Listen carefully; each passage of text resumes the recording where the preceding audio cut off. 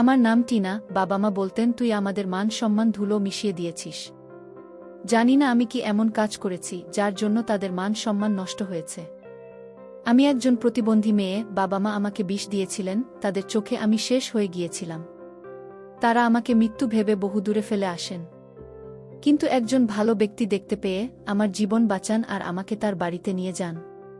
কয়েক বছর পর আমি যখন 18 বছর বয়সী হলাম, তখন তিনি আমাকে বিয়ে করলেন। আমি তার সাথে সুখেই ছিলাম, কিন্তু একদিন আমাদের বাড়ির কাজের মেয়ে কাঁদতে কাঁদতে আমাকে বলল, ম্যাডাম, আমি আর এইসব দেখতে পারছি না।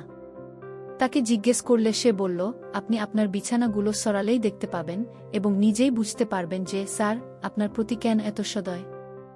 আমার স্বামী রাতে ঘুমিয়ে গেলে পরে বিছানাগুলো সরাতেই আমার মাথায় আকাশ ভেঙে পড়ল, মনে হলো আমার জীবন বেরিয়ে যাবে। কারণ তোষকের নিচে তো। আমার বাবা একটা প্রাইভেট কোম্পানিতে চাকরি করতেন, মায়েরও চাকরি করার অনেক ইচ্ছে ছিল, কিন্তু মায়ের সৌন্দর্যের কারণে বাবা তাকে বাইরে গিয়ে চাকরি করতে দেননি। বাবার চেয়ে মা বেশি শিক্ষিত, এবং তিনি বলতেন, তোর বাবা আমার সামর্থ্যকে হিংসা করে, তাই আমাকে চাকরি করতে দেয় না। তাদের দুইজনের একে অপরের সাথে একদমই বনত না, সব সময় ঝগড়া লেগেই থাকত। মা সারাক্ষণ দামি দামি জিনিস ব্যবহার করতে চাইতেন। দারিদ্র্যকে তিনি মোটেই মেনে নিতে পারতেন না, যদিও আমাদের বাড়িতে কোনো কিছুর অভাব ছিল না। বাবা যা ইনকাম করতেন তাতে সংসার ভালোভাবেই চলে যেত। তারা দুইজনেই আমার এই পৃথিবীতে আসাতে অনেক খুশি ছিলেন, কিন্তু যখন জানতে পারেন যে তাদের মেয়ে প্রতিবন্ধী, তখন তারা একে অপরকে দোষারোপ করতে শুরু করেন। মা তার বন্ধুদের বলতে লজ্জা পেতেন যে তার মেয়ে প্রতিবন্ধী, আর বাবা আমার দিকে ফিরেও তাকাতেন না। আমি সারাদিন কাঁদতে থাকতাম, শুধুমাত্র আমার দাদি আমার যত্ন নিতেন এবং আমার কাছে সারাদিন বসে থাকতেন।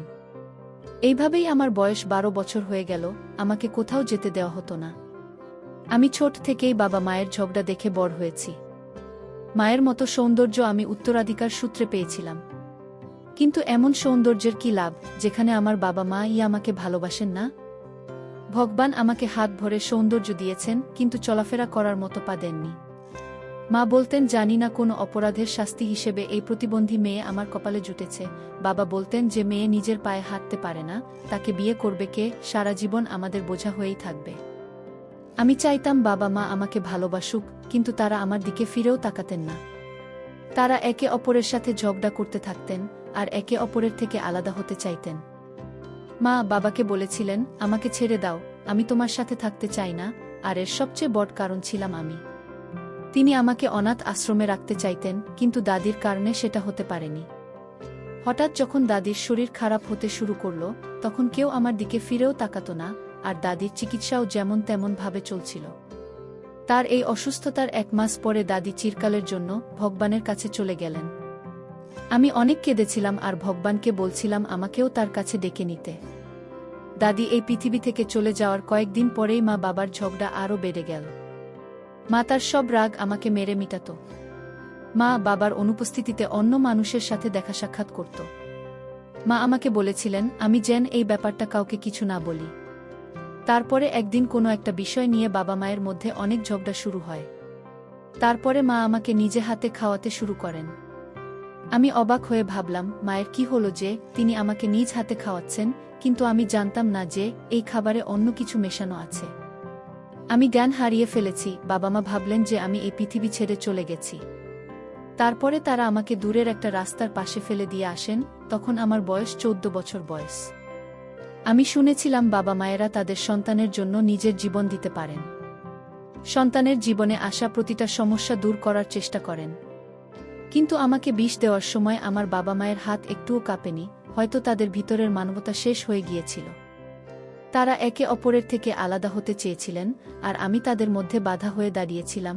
কিন্তু আমাকে মারার কি দরকার ছিল? তারা আমাকে কোনো অনাথ আশ্রমে দিতে পারতেন। তারা ভেবেছিল হয়তো আমি এই পৃথিবী ছেড়ে চলে গেছি। কথায় বলে যে বাঁচায় সে ভগবানের চেয়েও বড়। একজন ভালো মানুষ সময়মতো আমার জীবন না বাঁচালে আমি সত্যিই এই পৃথিবী ছেড়ে চলে যেতাম। আমি হাসপাতালের বিছানায় শুয়ে অনেক অবাক হয়েছিলাম যে আজকের যুগে কে এমন করে, যেখানে নিজের বাবা মা আমাকে মারতে চেয়েছিলেন, সেখানে তিনি আমার জন্য একজন ভগবান হয়ে আমাকে বাঁচালেন। তিনি আমাকে আমার নাম, বাড়ি কোথায় এবং কে আমাকে বিষ দিয়েছে জিজ্ঞাসা করেছিলেন।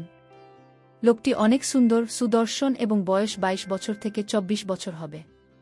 সে আমাকে তার বাড়িতে নিয়ে আসেন, তার বাড়িটাও অনেক সুন্দর, তাকে আমার অনেক বড় লোক বলে মনে হয়েছিল। আমি তাকে জিজ্ঞাসা করলাম যে তার বাড়িতে কেউ নেই কেন, তখন সে বলল যে এই পৃথিবীতে তারও কেউ নেই। লোকটি আমাকে বলল চাইলে আমি এখানে থাকতে পারি। প্রথমে আমি অনেক ভয়ে পড়লাম যে আমি কিভাবে অচেনা মানুষের বাড়িতে থাকব, কিন্তু আমার আর কোনো উপায়ও নেই। আমি বললাম আপনি যদি আমাকে কোনো কাজ দেন। তিনি হেসে বললেন, তুমি এই পৃথিবীতে কাজ করার জন্য আসনি। আমার বাড়িতে কাজ করার জন্য অনেক কাজের লোক আছে। তিনি আমার অনেক যত্ন নিতেন। সময় এইভাবেই চলতে থাকল, আর এখন আমার বয়স 18 বছর। আমি আস্তে আস্তে তাকে মনে মনে পছন্দ করতে থাকলাম। সে আমার দেখাশোনা, যত্ন যেভাবে করত, তাতে আমার মনে তার জন্য ভালোবাসা বাড়তে থাকল। কিন্তু কখনই প্রকাশ করিনি, কারণ আমি জানতাম যে তার এবং আমার মধ্যে কোনো মিলই নেই। তারপরে একদিন হঠাৎ সে নিজেই আমাকে তাকে বিয়ে করার কথা জিজ্ঞেস করল। আমি অবাক হয়ে গেলাম যে কেন সে আমার মতো একজনকে বিয়ে করতে চাইছে। সে আমাকে বলল যে আমি তোমাকে ভালোবেসে ফেলেছি। আমিও তার কথা বিশ্বাস করেছিলাম, কারণ তার চোখে ভালোবাসা দেখা যাচ্ছিল। এরপরে সে আমাকে শপিং করতে নিয়ে যায়, তারপরে একদিন আমাকে বিয়ে করে। আমি ভাবছি এটা কোনো স্বপ্ন, মনে হয় ভগবানই আমার ভাগ্যে এই সুখ লিখে রেখেছিলেন। আমি তার সাথে অনেক খুশি, এই পৃথিবীতে আমি বাঁচার ভরসা পেয়েছি। তার নাম সমীর। সে আমাকে কোনো কাজ করতে দিত না, আমি তার জন্য প্রতিদিন সেজে বসে থাকতাম। সে আমাকে বলেছিল তার একটা বড় বিজনেস আছে এবং সে অনেক বড় লোক। আমাকে নিয়ে কোথায়ও যেতে সে কখনো লজ্জা পায়নি। আমি তার সাথে প্রতিটা অনুষ্ঠানে যেতাম। তার বন্ধুরা সবাই অবাক হয়ে যেত যে এত সুন্দর ছেলে একজন প্রতিবন্ধী মেয়েকে বিয়ে করেছে কিভাবে। আমিও কম সুন্দরী না, কিন্তু বলা হয় সুখ ক্ষণস্থায়ী, কারো না কারো চোখে লেগেই যায়। আমি ভগবানের কাছে প্রার্থনা করতাম আমার সুখে যেন কারো চোখে না পড়ে। আমি আর সমীর একে অপরের সাথে সুখেই ছিলাম। একদিন কাজের মেয়ে খাবার দিতে এসে বলল, ম্যাডাম এইসব অপরাধ আমি সহ্য করতে পারছি না। আমি বললাম কোনো অপরাধের কথা বলছো তুমি? তখন সে বলল, ম্যাডাম রাতে স্যারের ঘুমানোর পরে আপনার দিকের বিছানার নিচে অবশ্যই দেখবেন। আমি কারণ জিজ্ঞেস করতে সে বলল, ম্যাডাম আমি আপনাকে কিছুই বলতে পারবো না, না হলে আমার অবস্থা খারাপ হয়ে যাবে, আপনি দেখলেই সব বুঝতে পারবেন। শুধু আমাকে কিছু জিজ্ঞেস করবেন না, আমি আপনাকে কিছুই বলতে পারবো না, না হলে কাজ তো যাবেই, আর না জানি সাহেব আমার কি অবস্থা করবেন। আর আমার এই কথা প্লিজ সাহেবকে বলবেন না, না হলে তিয়ান আমাকে এই বাড়ি থেকে বের করে দেবেন, আর আমাকে না খেয়ে শেষ হয়ে যেতে হবে। আমি অবাক হয়ে ভাবলাম আমার স্বামীর এত নির্ভরযোগ্য কাজের মেয়ে কেন এই কথা বলছে। রাতে আমার স্বামীর ঘুমানোর অপেক্ষা করতে করতে ভাবতে থাকলাম বিছানার নিচে কি এমন আছে যেটা আমি আজ পর্যন্ত জানতে পারিনি। সমীর ঘুমানোর পরে আমি বিছানার নিচে দেখতেই আমার পায়ের নিচ থেকে মাটি সরে গেল, কারণ সেখানে হাতের তৈরি 4টি পুতুল পড়ে আছে। আর তাদের সবার পা ভাঙ্গা এবং তাদের শরীরে সূচ ফোটানো, সেগুলো সবই আমার মতো দেখতে। এইসব দেখে অনেক ভয় পেয়ে গেলাম, ভয়ে আমার শরীরটা কেমন যেন একটা হয়ে যায়। আমি সমীরকে জিজ্ঞাসা করতে চাইছিলাম, কিন্তু সেই কাজের মেয়েটির মুখ মনে পড়ে গেল। তাকে কথা দিয়েছিলাম কাউকে কিছুই বলবো না। সে বলতো, ম্যাডাম আমি আপনার শুভাকাঙ্ক্ষী, আপনি যদি কিছু বলেন তবে তিনি আপনার সাথে খারাপ ব্যবহার করা শুরু করবেন এবং আমাকেও চাকরি থেকে বের করে দেবেন। আমি আমার ছোট ছোট বাবুদের নিয়ে কিভাবে বাঁচব? পরের দিন সকালে আমি কাজের মেয়েকে জিজ্ঞাসা করলাম, বিছানার নিচে 4টি পুতুল ছিল, কিন্তু এখন সেখানে কিছুই নেই। তুমি আমাকে বলো এসবের মানে কি, আমার কাছ থেকে কিছু লুকিও না, আমি তোমার কথা কাউকে বলবো না। সে বলল, ম্যাডাম আপনি কি বুঝতে পারছেন না তিনি আপনার প্রতি এত দয়া কেন দেখায়? আপনার আগে এখানে আরও অনেক মেয়ে সাহেবের সৌন্দর্যে মুগ্ধ হয়ে সাহেবকে বিয়েও করেছিলেন, কিন্তু সেই মেয়েরা সে কিছুক্ষণ চুপ থেকে বলল, ম্যাডাম আপনি খুবই ভালো মানুষ, আপনি সাহেবের থেকে দূরে থাকবেন। কাজের মেয়ের কথা শুনে নিজের কানকে বিশ্বাস করতে পারছি না আমি তাকে বললাম, আগে বলো পুতুল দিয়ে কি হয়? সে বলল, ম্যাডাম আমি নিজে দেখেছি, আগের ম্যাডামদের বিছানার নিচেও সাহেব পুতুল রাখতেন। আর কিছুদিন পরেই সেই ম্যাডামরা এই পৃথিবী ছেড়ে চলে যেতেন। সাহেব আমাদের বলেছিলেন কাউকে কিছু না বলতে। কাজের মেয়ের কথা শুনে আমি অবাক হয়ে পড়লাম। আমি তার কাছে পরামর্শ চাইলাম, আমাকে বলো এখন আমি কি করব? সে বলল, ম্যাডাম নিজের জীবন বাঁচাতে আপনার এখান থেকে চলে যাওয়া উচিত। ম্যাডাম কাছেই একটি এনজিও আছে যেখানে নিঃস্বার্থ মেয়েদের রাখা হয়, আপনি সেখানে চলে যান। সেখানে গেলে আপনি বেঁচে যাবেন। সেই পুতুল দেখে এবং কাজের মেয়ের কথা শুনে আমি অনেক ভয় পেয়েছিলাম। কিন্তু আমার মন কিছুতেই মানতে চাইছিল না।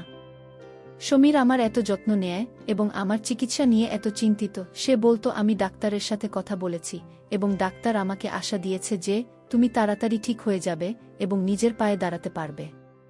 যে আমাকে এত ভালোবাসে সে কিভাবে আমার জীবন নিয়ে নেবে? আমি বুঝতে পারছি না কাকে বিশ্বাস করব আর কাকে নয়। কাজের মেয়েটা অন্য একজন কাজের মেয়েকে নিয়ে এলে সেও একই কথা বলল। এখন দ্বিতীয় কাজের মেয়ের মুখে একই কথা শুনে আমি সত্যিই ভয় পেয়ে যাই। সেই কাজের মেয়েটা আমার অনেক সাহায্য করেছিল। সে ট্যাক্সি ডেকে আমাকে ট্যাক্সিতে বসিয়ে ড্রাইভারকে বলল, ম্যাডামকে এনজিওর গেটে নামিয়ে দিও। গাড়িতে করে ড্রাইভার আমাকে এনজিওর গেটে নামিয়ে দিল। আমি হুইল চেয়ারে বসেছিলাম। কিছুক্ষণ পরে আমার মা আমাকে দেখে গাড়ি থামিয়ে আমার কাছে এলেন।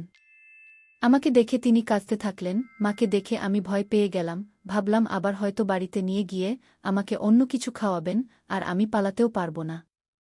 আমার চোখে ভয় দেখে তিনি লজ্জিত হয়ে আমাকে বললেন, মা, আমাকে ক্ষমা করে দে, আমি তোর সাথে অনেক অন্যায় করেছি। আমি ভেবেছিলাম তুই এই পৃথিবী ছেড়ে চলে গেছিস। তিনি আমার দিকে এগিয়ে এলে আমি রেগে গিয়ে বললাম, তুমি যদি আমার কাছে আসার চেষ্টাও করো তবে আমি তোমাকে কখনো ক্ষমা করব না। তিনি আমার পায়ের কাছে পড়ে বললেন, সেই দিন তোকে শেষ করে দেওয়ার সিদ্ধান্ত আমার না, তোর বাবার ছিল। আমি সেই সময় অনেক অসহায় ছিলাম, কিন্তু এখন থেকে তুই আমার সাথেই থাকবি। কিছুদিন আগেই তোর বাবার সাথে আমার ছাড়াছাড়ি হয়ে গেছে। আমি বললাম, কিভাবে বিশ্বাস করব যে তুমি বাড়ি নিয়ে গিয়ে আমাকে শেষ করে দিবে না, আমার সাথে খারাপ ব্যবহার করবে না? আমার মা কাঁদতে কাঁদতে বললেন, মা, আমাকে বিশ্বাস কর, আমাকে একটা সুযোগ দে। তার কথা শুনে আমার মন নরম হয়ে গেল, তাই আমিও তাকে ধরে অনেক চোখের পানি ফেললাম। তিনি আমাকে তার বাড়িতে নিয়ে এলে আমি জিজ্ঞাসা করলাম, বাবা, আর তোমার ছাড়াছাড়ি কেন হয়েছে? মা বললেন, তোর বাবা আমার সাথে থাকতে চায় না। সে বলেছে যে আমি যদি তোর সাথে এই কাজে সমর্থন না করি তাহলে সে আমাদের দুইজনকেই শেষ করে দিবে। আমি ভয়ে তার কথায় রাজি হয়েছিলাম, কিন্তু আমার এত দুর্বল হওয়া উচিত হয়নি। তারপরে একদিন তোর বাবা আবার বিয়ে করলে আমি তোর মামার বাড়িতে গিয়েছিলাম, কিন্তু তারাও আমাকে তাদের বাড়িতে জায়গা দেননি। সবাই বলেছিল একজন পুরুষ তখনই দ্বিতীয়বার বিয়ে করে যখন সে তার প্রথম বউয়ের সাথে খুশি হয় না। তুই তোর স্বামীকে খুশি রাখতে পারিসনি, সেজন্যই সে দ্বিতীয় বিয়ে করেছে, এতে দোষ তোরই। আর তোর বাবা বলতো, নতুন বউয়ের সাথে আমি তোমাকেও রাখতে রাজি আছি, কিন্তু আমি তার সাথে থাকতে চাইনি। সারারাত কাঁদতে থাকলাম যে আমি সেই মা যে নিজের মেয়েকে বিষ খাইয়েছি। এক মুহূর্তের জন্যও শান্তি পাচ্ছিলাম না আমি। তোর মুখটা প্রতি মুহূর্তে আমার চোখের সামনে ভেসে উঠত। প্রথমে আমি তোর বাবার সাথে থাকতে চাইতাম না, কারণ আমি সম্পদের পিছনে পড়েছিলাম। তোর বাবার এক বন্ধুকে আমি পছন্দ করতাম। ছাড়াছাড়ির পরে সেও আমাকে বিয়ে করতে চাইল না। আমি বুঝতে পেরেছি যে কোনো ছেলেই ভরসার যোগ্য না। এরপরে চাকরি খুঁজতে খুঁজতে একটা চাকরি পেলাম। এখন আমি বুঝতে পেরেছি যে সারা জীবন আমি কি অন্যায় করেছি। তোর সাথেও অনেক খারাপ কাজ করেছি, যদিও তুই আমার সন্তান। ভগবান আমাকে সন্তানের সুখ দিয়েছিলেন, কিন্তু সেই সুখ আমি উপভোগ করতে পারিনি। মা, আমাকে ক্ষমা করে দে। আমি তাকে আর কষ্ট দিতে পারলাম না, তাই মাকে ক্ষমা করে দিলাম।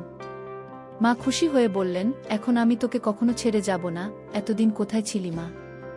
আমি বললাম, যখন তোমরা আমাকে ফেলে দিয়েছিলে তখন একজন লোক আমাকে তার বাড়িতে নিয়ে চিকিৎসা করিয়ে তারপরে আমাকে বিয়ে করে। কিন্তু পরে জানতে পেরেছি যে সে ভালো লোক নয়। সেখানের কাজের মেয়েরা আমাকে বলেছে যে সে এর আগেও অনেক বিয়ে করেছে এবং সে তার স্ত্রীর মতো পুতুল বিছানার নিচে রাখে এবং কয়েকদিনের মধ্যেই তার স্ত্রী এই পৃথিবী ছেড়ে চলে যায়। এই সত্যটি জানতে পেরে আমি সেখান থেকে পালিয়ে যাই। কাঁদতে কাঁদতে মাকে সব খুলে বলল। মা কাঁদতে কাঁদতে বললেন, আমার জন্যই এইসব হয়েছে। আমি ভালো মা নই, তাই তোকে এত কষ্ট পেতে হয়েছে। আমাকে ক্ষমা করে দে। আমি বললাম, মা, এতে তোমার কোনো দোষ নেই। তখন মা বললেন, সব দোষ আমারই। ঠিকমতো তোর যত্ন নেইনি, শুধু তোকে মেরেছি, ঠিকমতো খেতেও দিইনি। তুই ভয়ে কাঁদতি, কিন্তু আমার দয়া হয়নি। কিন্তু এখন আমি তোকে কোনো অভিযোগ করার সুযোগ দেব না। নিজেকে একজন ভালো মা হিসেবে প্রমাণ করব। আমি মায়ের সাথে থাকতে শুরু করলাম।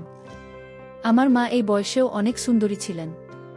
কোনো দিক দিয়ে একজন বিবাহিত মেয়ের মা মনে হতো না। যে কেউ ধোঁকা খেতে পারেন। তার বয়স এবং চলাফেরায় তাকে আমার দিদি মনে হতো। এখনও অনেক ছেলে তার প্রতি দুর্বল হন। মা আমাকে বলেছিলেন যে তিনি যে কোম্পানিতে চাকরি করেন সেই কোম্পানির তরফ থেকে গাড়িটা তাকে দিয়েছে। তিনি ভালো পোস্টে কাজ করেন। তিনি আমাকে বলেছেন যে শীঘ্রই আমার স্বামীর কাছ থেকে আমাকে তালাক পাইয়ে দেবেন। আরও বলেছেন, তোর চিন্তা করার দরকার নেই, এখন তুই একা না, তোর সাথে তোর মাও আছে।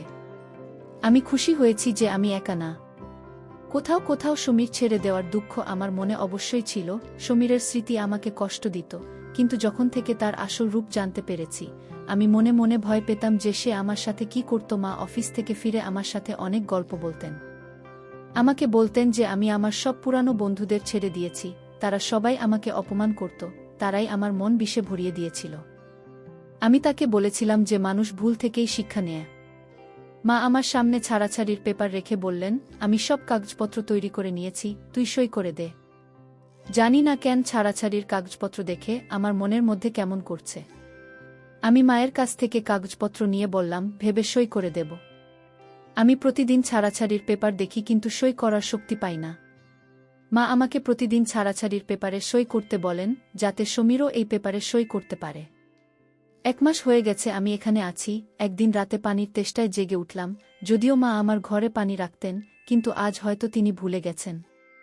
আমি হুইল চেয়ারে বসে রান্নাঘরে যাওয়ার সময় মায়ের ঘর থেকে কথা বলার শব্দ শুনতে পেলাম।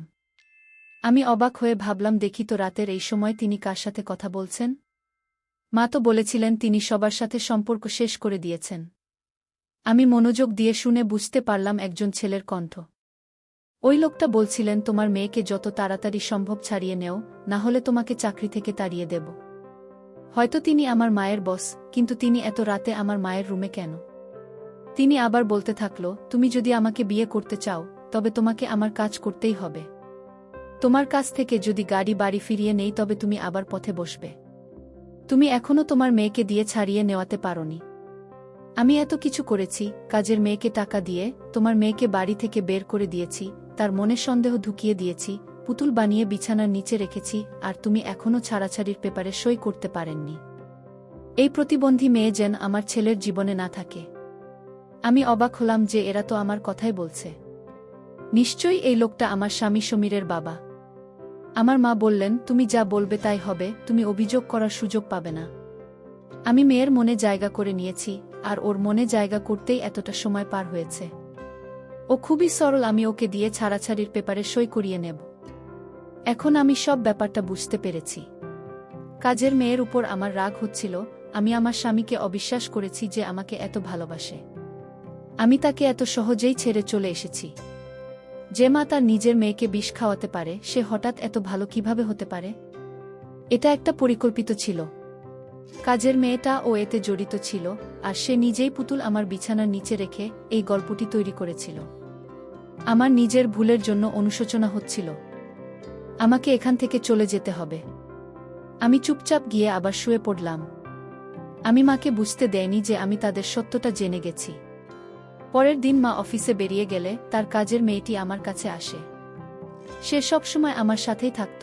আগে জানতাম না যে সে আমার উপরে চোখ রাখে, কিন্তু যখন আমি মায়ের সত্যিটা জানতে পারি, তখন আমি এটাও জানতে পারি। আমি তাকে আমাকে সাহায্য করতে বললাম। তুমি যত টাকা চাও আমি তোমাকে দেব। তুমি আমাকে আমার স্বামীর বাড়িতে নিয়ে চলো। আমার মা একদমই ভালো না। সে একটা খারাপ মানুষ, সে শুধু আমার সামনে ভালো হওয়ার ভান করে। সে আমাকে ছাড়িয়ে দেওয়াতে চায়, আমার সংসার নষ্ট করতে চায়। আমার সংসার নষ্ট করার পরে একজন বড়লোককে বিয়ে করে আমাকে ছেড়ে চলে যাবে। তুমি আমাকে সাহায্য করো, ভগবান তোমাকে এই পুণ্যের ফল অবশ্যই দেবেন। কাজের মেয়েটির সম্ভবত আমার প্রতি করুণা হয়েছিল এবং তার টাকার প্রয়োজন ছিল, তাই সে রাজি হয়ে গেল। আমি সাথে সাথে আমার হাতে থাকা চুড়িটা তাকে দিয়ে বললাম, এরপরেও তুমি যত টাকা চাইবে আমি তোমাকে দেব, শুধু আমাকে আমার স্বামীর বাড়িতে নিয়ে চলো। সে খুশি হয়ে আমাকে অটোতে বসিয়ে সোজা সমীরের কাছে নিয়ে এলো। সমীর আমার দুঃখে অর্ধেক হয়ে গেছিল। আমাকে দেখে অবাক হয়ে বলল, তুমি না বলে কোথায় চলে গেছিলে? আমি তোমাকে কোথায় না খুঁজেছি। আমার কোনো অপরাধে তুমি আমাকে ছেড়ে চলে গেছিলে। আমি সমীরকে বললাম, আমাকে ক্ষমা করে দাও। তোমার কাজের মেয়ে আমাকে বলেছিল যে তুমি মেয়েদেরকে ব্যবহার করে তারপর তাদের শেষ করে দাও। সে আমাকে আমার মতো দেখতে পুতুল দেখিয়েছিল, যা সে আমার বিছানার নিচে রেখেছিল। আমি সমীরকে সব ঘটনা বলে যখন কাজের মেয়েটিকে খুঁজলাম, তাকে বাড়িতে কোথাও পাওয়া গেল না। সমীরও কিছুই জানত না। আমি যখন এখান থেকে চলে গেছিলাম, তখন এই কাজের মেয়েটি সমীরকে বলেছিল যে আমি আমার বাবা মায়ের কাছে ফিরে গিয়েছি, আর কোনো দিন ফিরে আসব না। আমি সমীরকে বললাম যে আমাকে ক্ষমা করে দাও, আমি ভয় পেয়ে গেছিলাম, আমি তোমাকে বিশ্বাস না করে একজন খারাপ লোককে বিশ্বাস করেছি, যে মেয়েটির বাবা মা তাকে শেষ করে দিয়েছে, নিজের উদ্দেশ্যে ওকে দূরে সরিয়ে দিয়েছে। সে এমনই হয়, কাউকে বিশ্বাস করতে পারে না। আমি আরও বললাম, আমার মা আর তোমার বাবা একসাথে মিলে আমাদের আলাদা করার চেষ্টা করছেন। তোমার বাবা আমার মতো প্রতিবন্ধী মেয়েকে তার পুত্রবধূ হিসেবে মেনে নিতে চান না। তিনি এমন পুত্রবধূ চান যে তোমার সাথে পায়ে পা মিলিয়ে চলতে পারবে। আমার মাকেও বিয়ে করতে চায়, তবে এই শর্তে যে প্রথমে সে আমাদের ছাড়িয়ে নেওয়াবে। সব সত্যিটা জেনে সমীর অবাক হয়ে বলল, আমি আমার বাবাকে প্রথম থেকেই পছন্দ করি না, তাই আমি তার থেকে দূরে থাকি। তার খারাপ চরিত্র দেখে কষ্ট পাই, সে প্রতিটি সুন্দরী মেয়েকে বিয়ের স্বপ্ন দেখায় এবং অর্থের প্রভাবে তার সাথে খারাপ কাজ করে। যখন তার উদ্দেশ্য পূরণ হয় তখন সেই মহিলাকে ছেড়ে দেয়া। সমীরের কথার অর্থ আমি বুঝে গেছি, সে আমার মাকেও তার নিজের কাজে ব্যবহার করছে আর তাকে বিয়েও করবে না।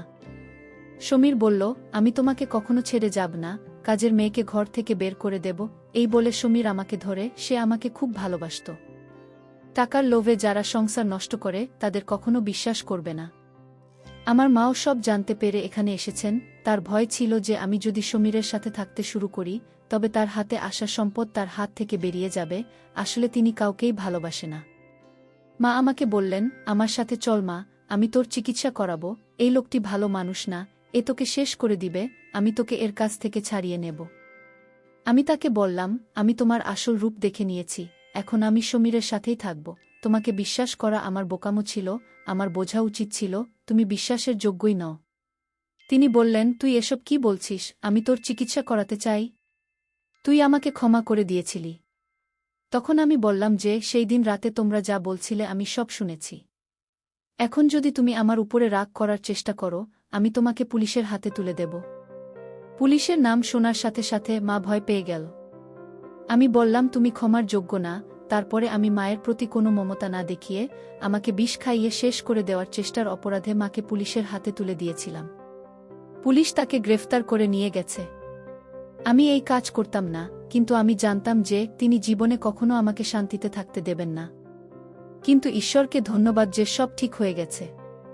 সমীর আমাকে বলেছে যে আমি তোমাকে অনেক খুঁজছিলাম কিন্তু তোমাকে কোথাও পাইনি। আমি আশা করি তুমি আমাকে বিশ্বাস করেছ। তোমার মা এবং আমার বাবা দুইজনেই খারাপ লোক। আমি সমীরের কাছে ক্ষমা চেয়েছি যে আমি তাকে বিশ্বাস করিনি। এখন আমরা দুইজনে সুখেই জীবন পার করছি। সমীরের সাথে চিকিৎসার জন্য আমি বিদেশে এসেছি। ডাক্তার আমাকে বলেছেন যে অপারেশনের পরে আমি হাঁটতে পারব। অপারেশনের পরে আমি আস্তে আস্তে সুস্থ হতে শুরু করি এবং নিজের পায়ে হাঁটতে শুরু করি। এই সময় সমীর আমাকে অনেক সাহায্য করেছে। আমি সৃষ্টিকর্তাকে যতই ধন্যবাদ দিই না কেন সেটা ততই কম, কারণ তিনি আমাকে এত ভালোবাসে একজন জীবনসাথী দিয়েছেন। গল্পটি ভালো হলে লাইক কমেন্ট করে